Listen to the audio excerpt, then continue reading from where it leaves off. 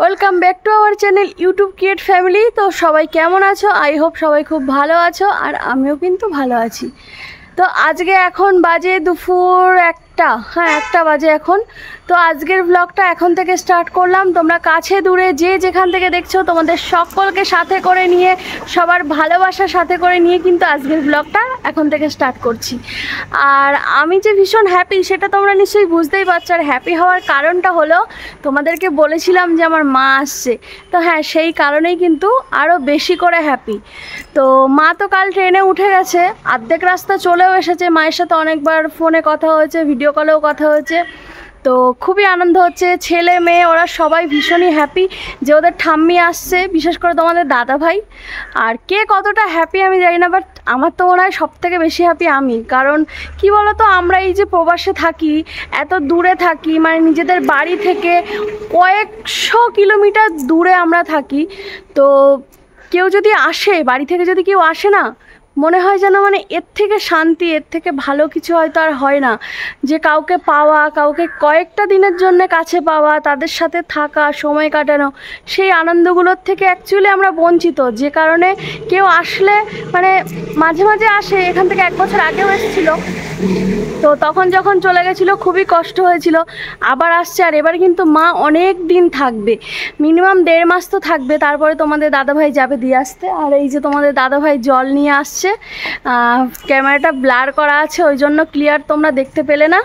তো আমি ডিউটি গেছিলাম সকালে, আর ডিউটি থেকে এখন লাঞ্চ টাইমে বাড়িতে আসলাম। তো ভাবলাম চলো এখন থেকে স্টার্ট করা যাক। সকাল থেকে মানে মাইন্ডটা ঠিক ছিল না, তার কারণ একটু কিছু টেনশানে ছিলাম আমি। তো সেটা পরে আমি তোমাদেরকে অবশ্যই জানাবো কী নিয়ে টেনশানে ছিলাম। আর আজকে কিন্তু আরেকটা খবর তোমাদেরকে দিই, আজকে বৌদির এমআরআই। তো দাদা নিয়ে গেছে বৌদিকে এমআরআই করানোর জন্যে। তো ফোন করতে হবে, এখনও ফোন করা হয়নি, কি খবর, তো এমআরআই হয়েছে কি না সেটাও জানবো, সবটাই জানবো। তো প্রচুর খিদে পেয়ে গেছে জানো তো, চলো আমি আগে একটু খেয়ে নিই। কারণ সকালে একটা ডিম সেদ্ধ খেয়েছিলাম, আজকে 2টো খাইনি, আজকে একটাই খেয়েছিলাম। তো এখন খাওয়া দাওয়া করব। আর এই যে বাইরে এসে যেহেতু আমি ভিডিওটা করছি, রাস্তা দিয়ে অনেক লোকজন যাচ্ছে আর গাড়ি যাচ্ছে, সাউন্ডটা হয়তো অতটাও ক্লিয়ার হবে না, তো প্লিজ একটু মানিয়ে নিও, ঠিক আছে? তো চলো এইভাবেই ভালোবাসা দিতে থাকো, আর ভিডিওটা কিন্তু কন্টিনিউ করতে ভুলো না, ঠিক আছে? চলো আমি এবার ঘরে যাই। আর মাম্মাম কিন্তু বাড়িতে রয়েছে আজকে, তো দেখিও এখন কি করছে, স্নান টান করেছে কিনা। এই যে দেখো ঘরে এসে কিন্তু ভাত বেড়ে ফেলেছি। আর এই এখানে একটা ভাজা আছে, এই যে দাঁড়াও, এখানে ভাজাটার মধ্যে কি কি রয়েছে তোমাদেরকে বলছি। বরবটি, উচ্ছে, আলু আর ঝিম দিয়ে একটা ভাজা আছে। আর এই যে এখানে ডাল, গরিবের রান্নাঘরে যা হয় রোজগেরে, ডাল আর আলু, মানে আলু ভাজা বা আলু ভাতে যা হয় আর কি, জানো তো। তো এটা দিয়েই আজকে আমাদের দুপুরের খাওয়া দাওয়াটা কমপ্লিট করব। কারণ সকালে সেরকম কিছু রান্না করার মতন সময় হয় না। তবে হ্যাঁ, কাল থেকে হয়তো রান্নাটা চেঞ্জ হবে, কারণ যেহেতু মা আসছে রান্নাটা তো চেঞ্জ করতেই হবে। কারণ মাকে তো আর আমাদের মতন আমরা যেটা খাই ডাল ভাত সেটা দিলে হবে না, মায়ের জন্য একটু ভালো কিছু করতে হবে। মা মাছ ছাড়া তো মাকে ভাত দেওয়া যাবে না, এটা আমাদের একটা মান সম্মানের ব্যাপার, ঠিক আছে? মা আসছে আমাদের কাছে বেড়াতে, তো মাকে যদি শুধু ডাল ভাত দিই তো সেটা একটা খুব খারাপ দেখায় না। ভাববে যে ছেলে এত টাকার ইনকাম করছে, টাকা পয়সাগুলো কি করছে, মানে মায়েরা তো মনে করে ছেলেরা 2 টাকা রোজগার করলেও সেটা অনেক, ঠিক আছে? সেই জন্যই বললাম কথাটা। তো যাই হোক, চলো খাওয়া দাওয়াটা করি, আর তোমরা কন্টিনিউ করো ভিডিওটা।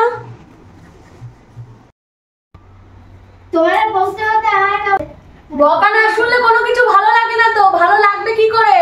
বকাটা তো শুনতে হবে, তাই না? সকালে আমি বলে গেছি কি যে একটু ঠাকুরের পুজোটা দিতে, আজকে আমার লেট হয়ে গেছে, তুমি ঠাকুরের পুজোটাও দাওনি, তাহলে বকা তো শুনতে হবে। বকা না শুনলে কোনো কাজ হয় না তোমার। আমার মেয়ে, বকা না শুনলে কোনো কাজ হয় না। বাড়িতে এসে দেখি স্নান টান করে শুয়ে আছে, কোনো ঠাকুরের পুজোটা পর্যন্ত দেয়নি। সকালে আমার শরীরটা খারাপ ছিল বলে জানো, আজকে আদি, তোমাদেরকে বলি, আজকে আদি সকালে ঘুম থেকে উঠেছে, উঠে তারপরে ঘর ঝাড় দিয়েছে, তারপরে ঘরটা আবার মুছেছে, মানে আমাদের বেডরুম, ডাইনিং, বারান্দা প্লাস সমস্তটা ঝাড় দিয়েছে, মুছেছে, পরিষ্কার করেছে। আর মেয়েকে শুধু বলেছে একটু ঠাকুরের পুজোটা দিতে, ও ও সেটুকুও দেয়নি। এখন বাড়িতে আসার পরে বকাবকি করা হয়েছে, তারপরে এখন উঠে ঠাকুরের পুজো দিচ্ছে। আর এই যে ভাত নিয়ে বসে গেছি আমি, কারণ প্রচণ্ড খিদে পেয়েছে আমার। তো এখন খাওয়া দাওয়া করছি।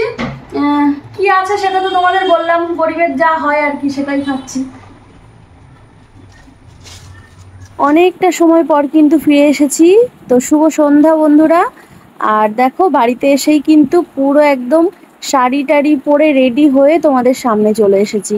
আর জানো তো আমার একটু আসতে লেট হয়ে গেছে, তার কারণ তোমাদের দাদাভাই আমাকে বলল যে আজকে আমরা একই সঙ্গে যাব, কারণ কোম্পানিটা বন্ধ করে তারপরে আসতে হয়েছে। আর সেই জন্যেই কিন্তু আজকে আসতে আমার লেট হয়েছে। ঘড়ির কাঁটায় এখন বাজে ওই 6:45 মতন। তো দেখো আমি এখন ফ্রেশ হয়ে নিয়েছি। আর আজকে এখন রান্না বান্না সমস্তটা পড়ে আছে, সংসারের অনেক কাজ পড়ে আছে, সবটা করব। এখনো কোনো কাজে হাত দিইনি। বাড়িতে এসে আগে কোনো রকমে ঘরটা ঝাড় দিয়েছি, ঝাড় দিয়ে হাত মুখ ধুয়ে ফ্রেশ হয়েই চলে এসেছি সোজা আয়নার সামনে। কারণ সংসারের কাজ তো করতে হবে, তার সঙ্গে নিজেকেও ফিটফাট রাখতে হবে। আগে জানো তো আমি কখনো নিজের খেয়াল রাখতাম না, কিন্তু ইদানিং এখন নিজের প্রতি নিজের খুব খেয়াল রাখতে শুরু করেছি। তার কারণ আগে নিজেকেই যদি ভালোবাসতে না পারি, নিজেকেই যদি ভালো রাখতে না পারি, তাহলে আমি কি করে ভালো ভালো সুন্দর সুন্দর ভিডিও দেবো বলো? তো সেই জন্যে নিজেকেও একটু সুন্দর রাখার চেষ্টা করছি, নিজেও একটু ফিটফাট থাকার চেষ্টা করছি, যেটা এত বছরে কখনোই আমি করিনি। অ্যাকচুয়ালি আমার জীবনটা খুবই সাধারণ ছিল, ঠিক আছে? আর আমি সাধারণভাবে থাকতেই পছন্দ করি। তো সেই জন্য নিজের খেয়াল কখনোই করিনি, সব সময় ছেলে মেয়ে হাজবেন্ড এদের কথাই ভেবে গেছি। সেই জন্য নিজের নিজের দিকটা নিয়ে কখনো ভাবাই হয়নি আমার। তো এখন নতুন করে শুরু করেছি যে মাঝে মাঝে একটু নিজের কথাটাও ভাবছি। তো দেখো অনেক কাজ পড়ে আছে, তো সেগুলোই এবার শুরু করে দিয়েছি। প্রথমে তো তোমরা দেখলে যে আমি ফ্রেশ হয়ে আয়নার সামনে একটু মানে মুখে ময়শ্চারাইজার টাইজার লাগিয়ে একটু ফিটফাট হয়ে নিলাম। এবার কিন্তু শুরু হয়ে গেল আমার জার্নিং, সংসারের ডিউটি। তো সংসারের ডিউটি শুরু হয়ে গেছে, ছেলে মেয়ের বই খাতা গোছানো, বিছানা গোছানো। কারণ সকালে যতই বিছানা গুছিয়ে যাই তাও গোছানো থাকে না, কারণ মাম্মাম বাড়িতে ছিল আজকে, ও আজকে স্কুলে যায়নি, কারণ ওর শরীরটা ভালো না। তখন দুপুরে তোমাদের বলেছিলাম যে আজকে আমার মাম্মাম স্কুলে যায়নি। তো ওর কি হয়েছে কি, কালকে ওর সেই স্কুলে তোমার রান করিয়েছে, 20 বার মতন দৌড় করিয়েছে। তো সে কারণে ওর প্রচণ্ড কষ্ট হয়ে গেছে, এবার পায়ে ব্যথা করছে। তো আমাকে বললো যে মামা আজকে আমি স্কুলে যাব না। বললাম চলো ঠিক আছে, যেতে হবে না আর। তো মাম্মাম তো স্কুলে যায়নি।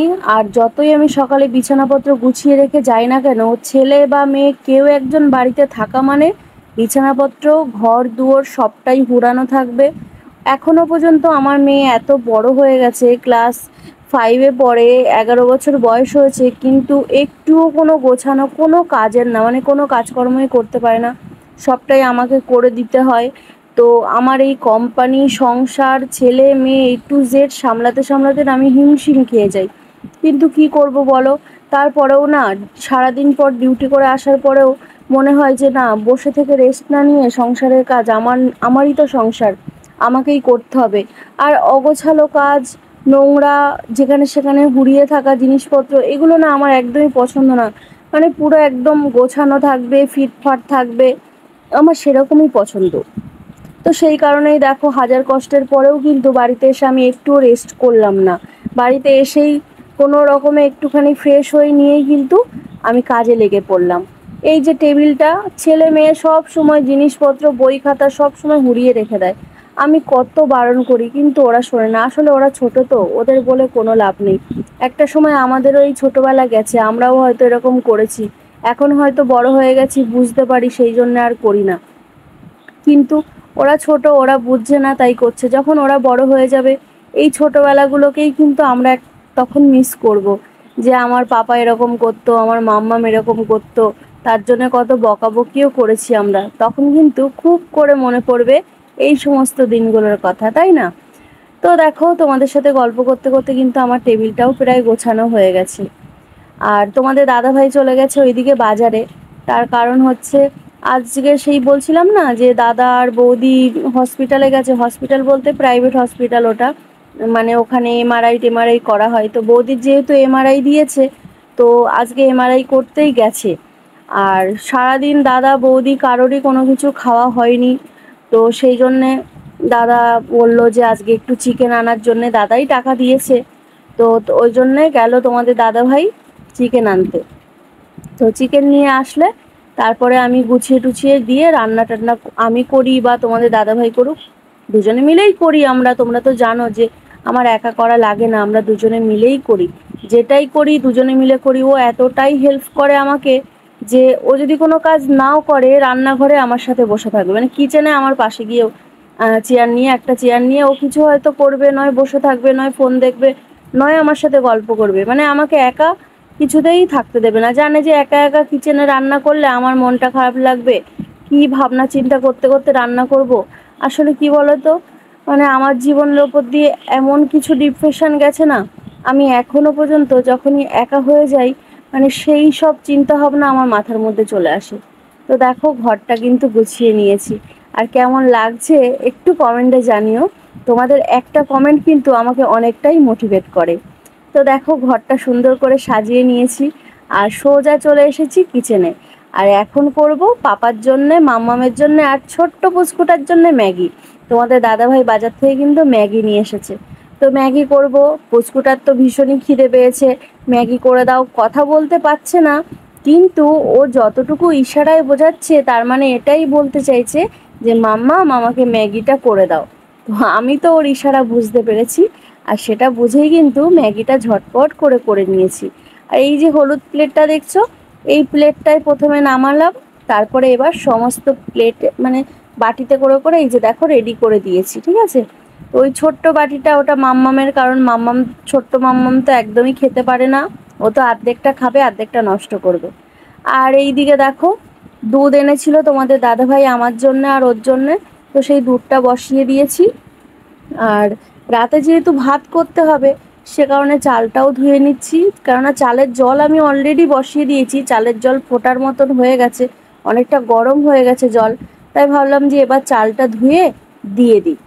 আর ওই যে দুধ এনেছে বলছিলাম, তো দুধটা এনেছে তোমাদের দাদাভাই সন্ধেবেলা যাতে আমি এক গ্লাস দুধ খেতে পারি সেই জন্যে। কারণ সন্ধেবেলা আমি কিছু খেতে পারি না, তো চা খেতে পারি না, বিস্কিট খেতে পারি না, আমার ডক্টর বারণ করেছে চা বিস্কিট এসব খেতে। তো দুধটা খাওয়া যেতে পারে, তো সেই জন্য তোমাদের দাদাভাই বললো তুমি একটু দুধ গরম করে দুধ খাও আর আমাকে এক কাপ চা করে দাও। তো সেটাই করলাম। আর এইদিকে দেখো চিকেন নিয়ে চলে এসছে, আবার মাছও নিয়ে এসেছে। কারণ তোমরা তো জানো যে আমার শাশুড়ি মা আসছে, আর মা যেহেতু চিকেন খায় না সেই জন্য মায়ের জন্য মাছটা রেডি করে রেখে দেবো। তো মাছ নিয়ে এসেছে, মাছটাকে ধুয়ে টুয়ে পরিষ্কার করে ফ্রিজে রেখে দিয়েছি। আর এইদিকে দেখো আমার মুদিখানার কিছু জিনিসপত্র চলে এসেছে, কারণ আমাদের সপ্তাহে সপ্তাহে নিতে হয়। তো তো আজ যেহেতু শুক্রবার, তো সেই জন্যই আমি সকালে ফোন করে বলে দিয়েছিলাম আমার কি কি লাগবে। তো আমি প্রত্যেক সপ্তাহে সপ্তাহে জিনিসপত্র নিয়ে, এখানে আমাদের মাসকাবারি বাজার হয় না, আমাদের সপ্তাহের বাজার হয়। তো এটা কিন্তু সপ্তাহের বাজার। তো চালও নিয়েছিলাম, তো চালটা তো অলরেডি ঢেলে ফেলেছি আমি বালতিতে, সেই জন্য চালটা দেখাতে পারলাম না তোমাদেরকে। তো তোমরা একটু বিলটা দেখে নাও, জাস্ট আমার এক সপ্তাহের বাজারের বিলটা দেখে নাও। এই কটা জিনিস, এই যে এখানে হাতে গোনা কয়েকটা মানে 18 থেকে 19টা জিনিস, তাই দেখো 1534 টাকা বিল হয়েছে।